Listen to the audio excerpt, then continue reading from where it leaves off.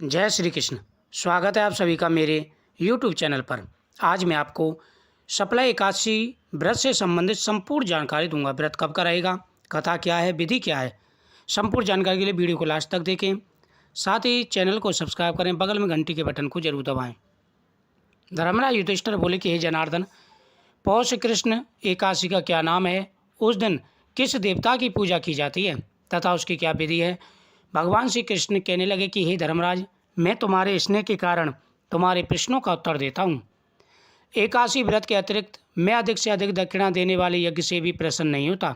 अतः तुम इसे अत्यंत भक्ति और श्रद्धा से युक्त होकर एकाग्रचित होकर के सुने। इस पौष कृष्ण एकादशी का नाम शपला एकादशी है। एकादशी के देवता श्री नारायण हैं। पूर्वोक्त विधि से इस व्रत को करते हुए श्री नारायण भगवान की पूजा करनी चाहिए। जिस प्रकार नागों में शेषनाग, पक्षियों में गरुड़ और सब ग्रहों में चंद्रमा, यज्ञों में अश्वमेघ और देवताओं में भगवान विष्णु श्रेष्ठ हैं, उसी प्रकार से सभी व्रतों में एकादशी का व्रत सबसे श्रेष्ठ है। जो मनुष्य सदैव एकादशी का व्रत करते हैं वे मुझको परम प्रिय हैं। अब मैं इस व्रत की विधि बताता हूँ। मेरी पूजा हेतु ऋतु के अनुकूल नारियल, अनार, सुपारी आदि मेरे को अर्पण करें। धूप दीप नैवेद्य आदि से मेरी पूजा करें। रात्रि को जागरण करें। इस एकादशी के व्रत के समान यज्ञ, तीर्थ, दान, तप और कोई दूसरा नहीं है।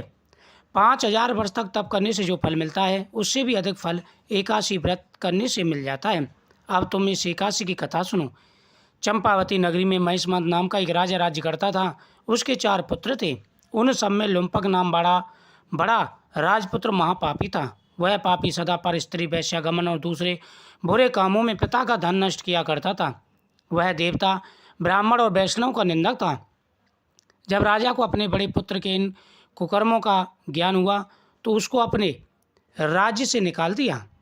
तब वह विचारने लगा कि अब किधर जाऊं, क्या करूं। अंत में उसने चोरी करना प्रारंभ कर दिया। वह दिन को वन में रहता, रात्रि को अपने पिता की नगरी में चोरी करता था। प्रजा को तंग करने और मारने का कुकर्म भी करने लगा।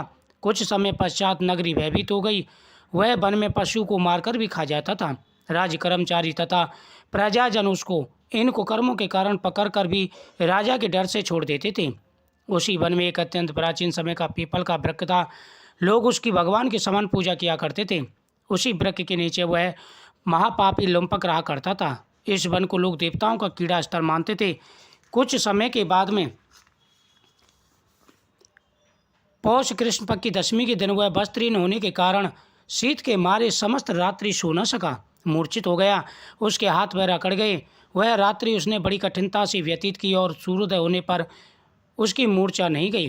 दूसरे दिन शपला एकादशी को दोपहर के समय सूर्य की गर्मी से उसकी मूर्छा दूर हुई तो वह उसमें आकर गिरता पड़ता वन में भोजन की खोज में चला गया, परंतु सारे कष्ट के कारण वह जीवों को मारने में असमर्थ था।